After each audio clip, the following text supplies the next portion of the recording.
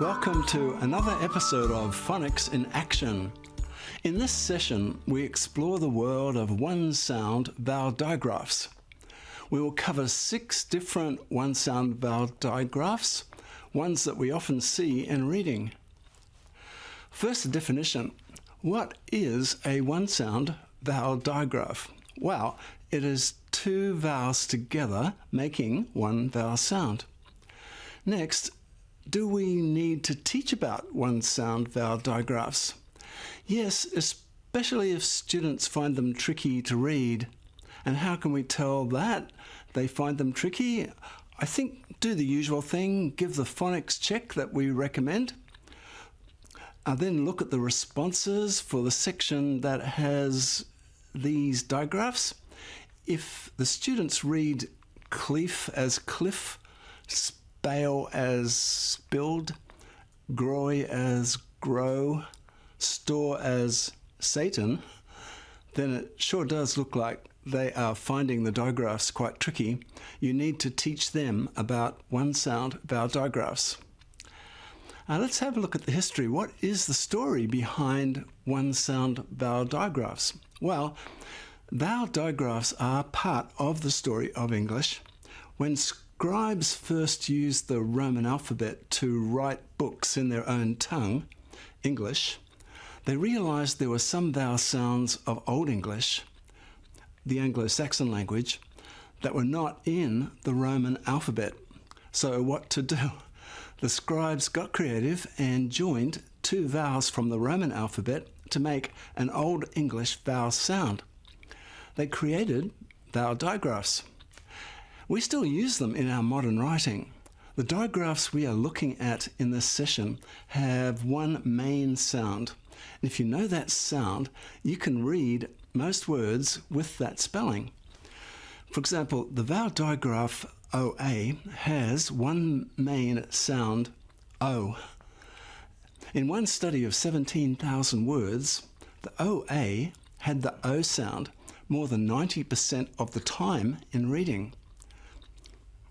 The one-sound vowel digraphs we cover in this session are in thousands of words. It is definitely worthwhile teaching them. Now, can anything go wrong when we teach them? Well, nothing can go wrong, but you do need to explain them. Keep it simple and hook the students in straight away. You do not want them shuffling, poking each other with that look of confusion in their eyes. The best approach is not to be too casual. Keep it formal. Give them some structure. Tell them all about digraphs. Tell the history. Tell how they work. A good idea is to make some charts with a short list of words so they can practice. And you can change the chart to suit the needs of the student. They may not like a long list of words. In that case, fold the chart in half and show only 2 or 3 words at a time. I watched one lesson where the concept of vowel digraphs seemed too hard for students to understand. The teacher wrote the AY words on the board like this: bay, day, hay, lay, may, pay, say, way, clay. The teacher said to the class, these words all have the A sound. If we put the letter B in front of A, we get bay. All the other words in the list are like bay. Now try to remember this pattern. Every time you see these letters pointing to AY, what sound will they have? Big yell from the class, A. The teacher then asked the students to write the A words in their workbooks and to be sure to write the letter Y correctly with no monkey tails. It all worked out. The students did everything asked of them. As a coach, though, the teacher did not explain the logic of the digraph. They gave examples and then said to memorize the pattern. Relying on memory is not a good way to learn. It would help to give a definition, give some structure, and give some history. Like explain why we write AY at the end of the word and AI in the middle of the word. Like maybe the lesson could be something like this. Okay, we're going to do a lesson for A-I-A-Y. Morning, everyone. Today we are learning about one sound vowel digraphs. Now, to make a vowel digraph, we join two vowels together.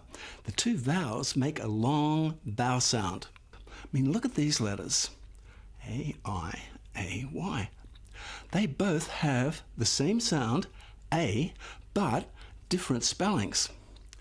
Now, I'll make two columns of A-I and A-Y. I'm going to write some words in each column. Like this is sail, and this is say. And this is train, and this is tray. Do you notice any pattern with the two columns, the AI and AY? Exactly. The difference is that in the middle of the word, it is AI for the A sound. At the end of the word, it is AY for the A sound.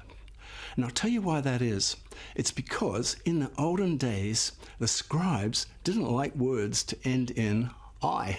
So if AI was at the end of the word, they just changed AI to AY. I mean, they both make the same sound, but AI is in the middle and AY is at the end. So shall we try reading the AI words on the chart? Okay, I'll read them. Sail, mail, rain, train. Say, ray, hay, way, tray. And can we make some poems with the AI, AY pattern? Like this one is famous from the play My Fair Lady. The rain in Spain fell mainly on the plain. Shall we do that again? The rain in Spain fell mainly on the plain. Great job. Well done. Now there's a lesson for the double E. Now you might teach the lesson like this. Morning, everyone. Today we are learning about another vowel digraph, the double E. And you remember that a vowel digraph is two vowels making one sound. And the letters EE make one main sound. It's the E sound. And it has this sound 99% of the time when you see it in words. When you see EE, just think to yourself, this says E. Now, looking at my chart, the picture of the sheep on the chart is a clue to the E sound. Sheep has got E in it. Now let's read the words. Feed, seen, beep, feet, seek, deep, feel, weed, sheep, green. Great, well done. Now can we make a poem with E? Something like the other one? Like, the sheep in Spain fell mainly on the Jeep. Great job. Well done. Right, now let's do the OA pattern, and here's a possible lesson. Hi everyone. The OA is one sound vowel digraph. OA makes the O sound nearly 100% of the time in words. Like if you look at this chart, you will see words that have OA. Now the picture of the goat is a clue to the O sound for you. Now let's read the OA words. Boat, road, goat, toad, soak, loaf, toast, float. Great, well done. Now, can we make a poem with OA? Like, here we go. Something like the other one. The goat in Spain fell mainly on the boat. Great job. Well done. Now we're going to move to the OI, OY pattern. Right, here's a possible lesson. Hi everyone. The OI, OY, they both make the same sound, oi. And that's nearly 100% of the time. Like you mostly see OI in the middle of the word and OY at the end of the word. And that's because the scribes in the old days didn't like a word to end in I. So, I mean, look at this chart I made. I'll read the words so you know what to do. So looking at list 1, oil, oil, coin, join, spoil. And list 2, oi, oi, oi, soy. Great. Shall we read the charts together now? What did we learn today? Yes, the oi sound in OI is in the middle of the word, and the OY is at the end, and that says oi, because the printers in the olden days did not like words to end in the letter I, so they made it OY. Like, can we make a poem with the O-I-O-Y? Like this, like that other poem, like the oil in Spain fell mainly on the soil.